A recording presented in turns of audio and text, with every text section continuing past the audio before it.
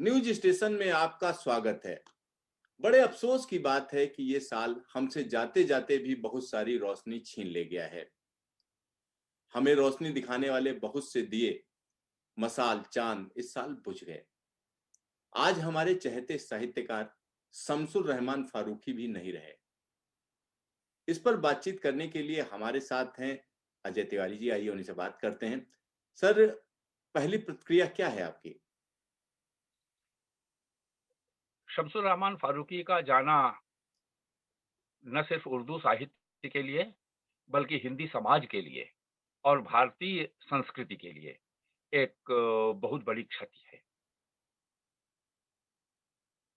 Sir, Shamsur Rahman Farooqui का सबसे बड़ा योगदान क्या कहा जाएगा?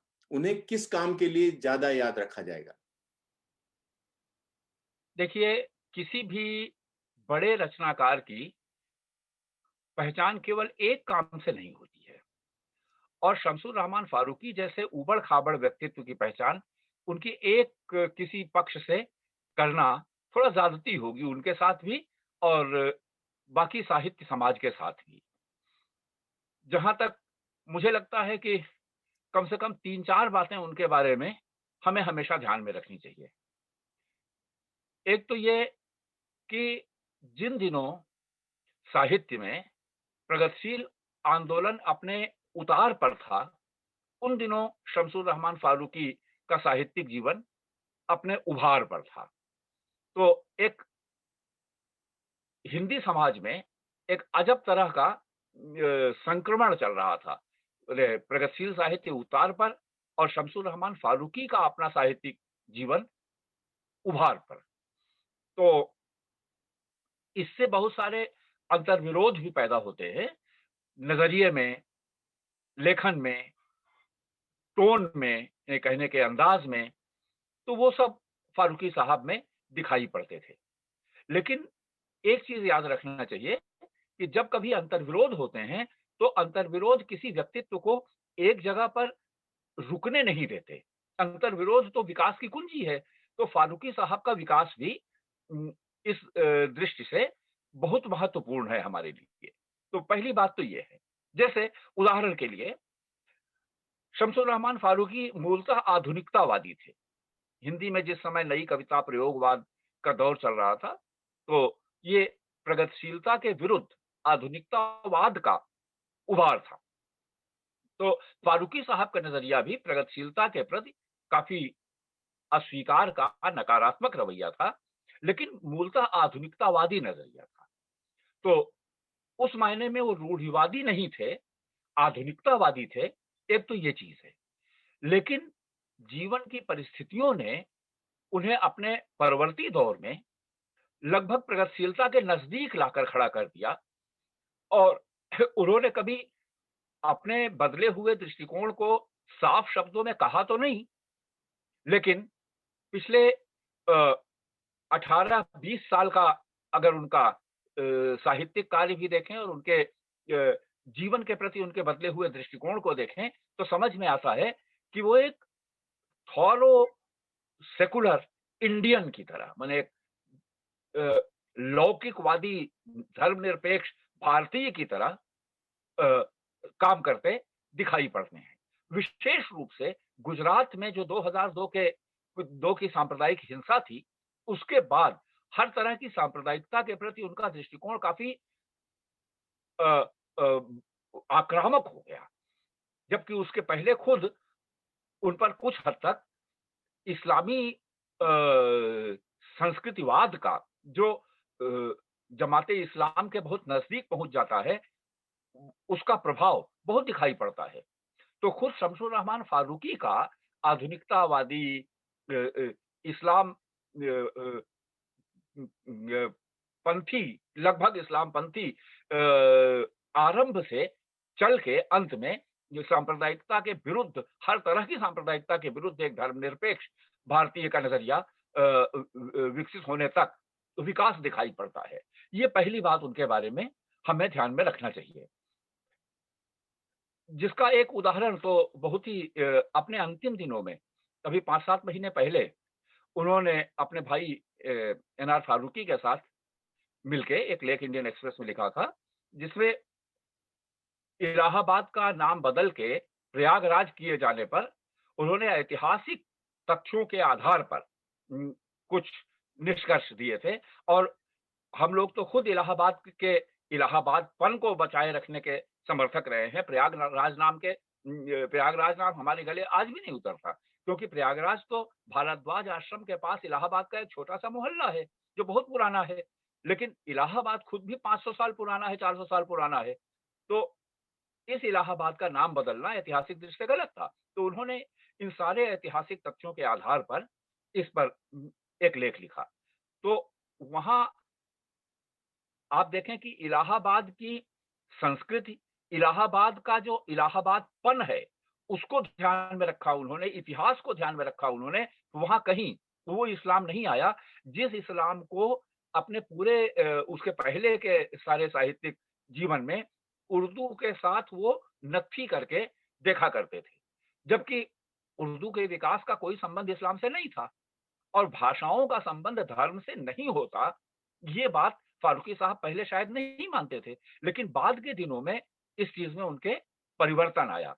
तो हमारे लिए उनका ये विकास एक सबसे महत्वपूर्ण चीज़ है, जिस पर हमें ध्यान देना चाहिए।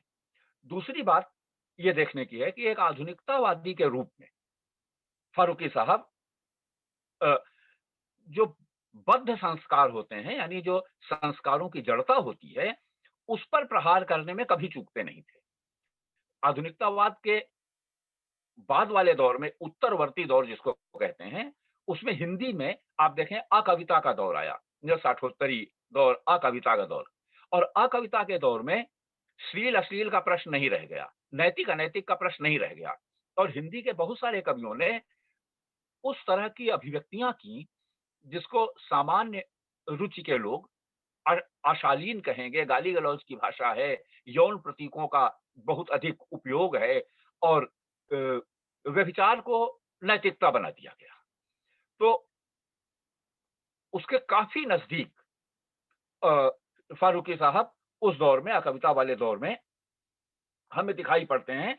यहाँ भी हम देखते हैं कि अ, एक तरफ वो अर्थहीनता के समर्थक हैं, जो कविता की विशेषता थी।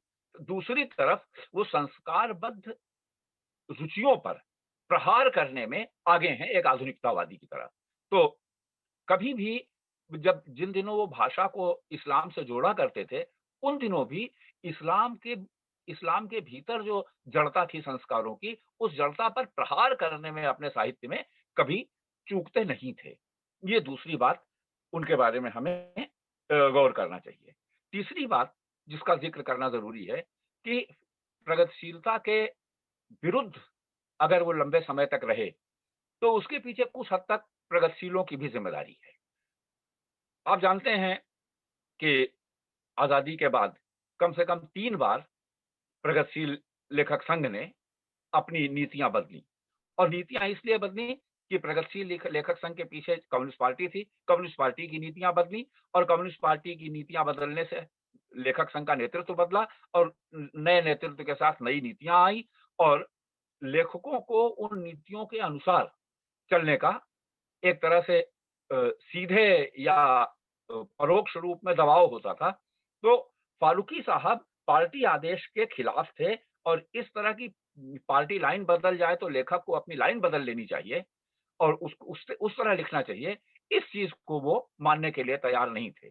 तो आधुनिकतावाद का एक पहलू ये भी था कि लेखक की स्वतंत्र आत्मा पर किसी बाहरी संस्था का, चाहे वो संगठन ही क्यों न हो, उसका दबाव, उसका बंधन नहीं हो सकता।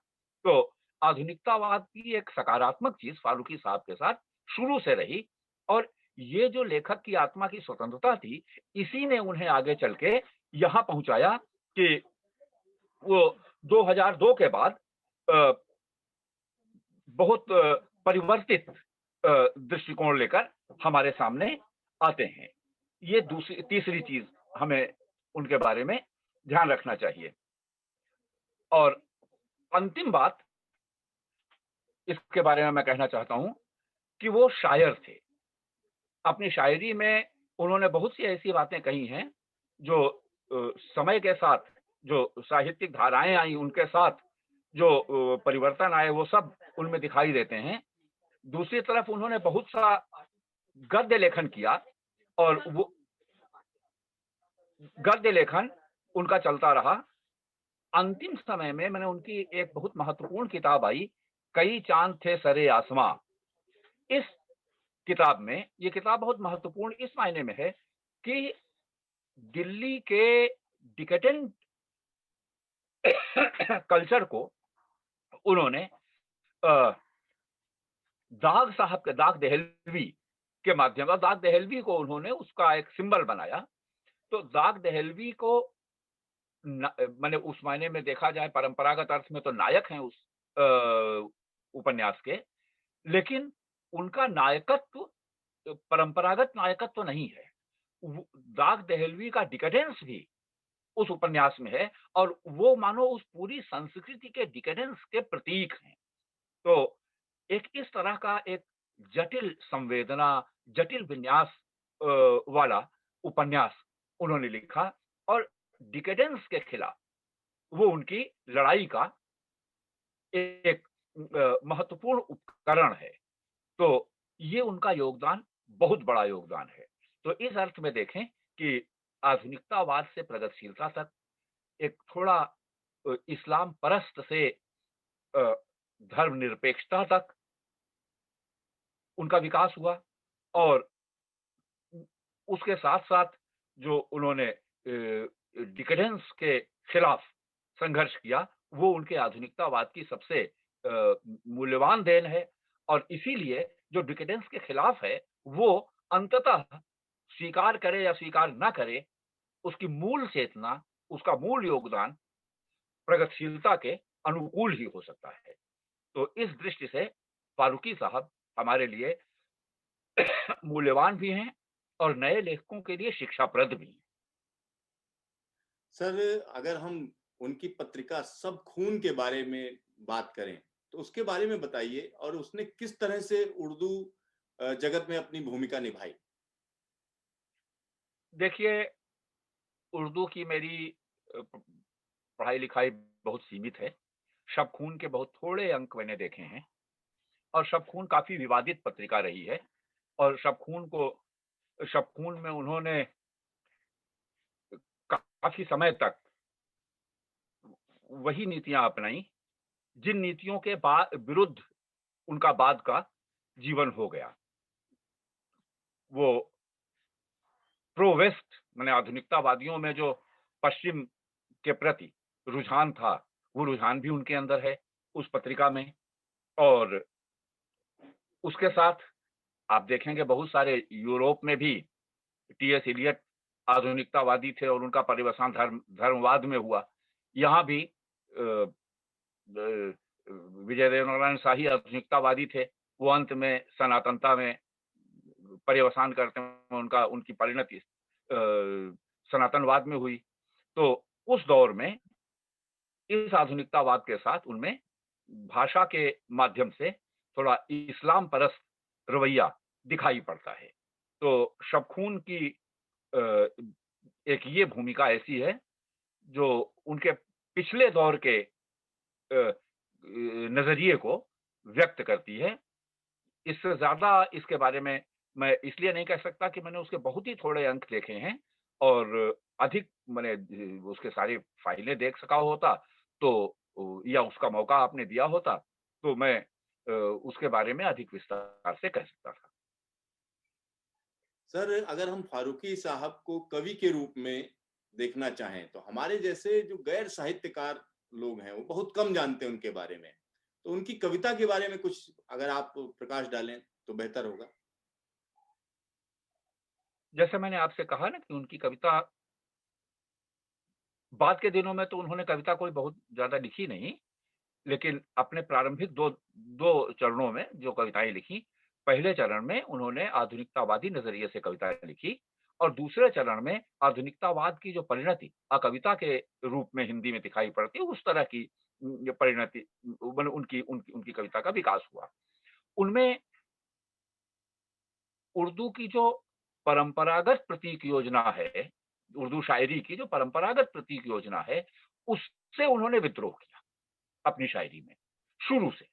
तो नए प्रतीक, नए जीवन के साथ अ, आने वाली संवेदना, और संवेदना से भी और अधिक मतलब पूरा मिजाज उन्होंने उस अपनी शायरी में पेश किया।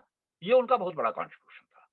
तो उर्दू को पुरानी परंपरागत और एक मध्यकालीन मानसिकता से निकाल के आधुनिक ज़मीन पर लाने में उन्होंने बहुत बड़ा योगदान किया। उनकी कविता का एक तो ये पक्ष है।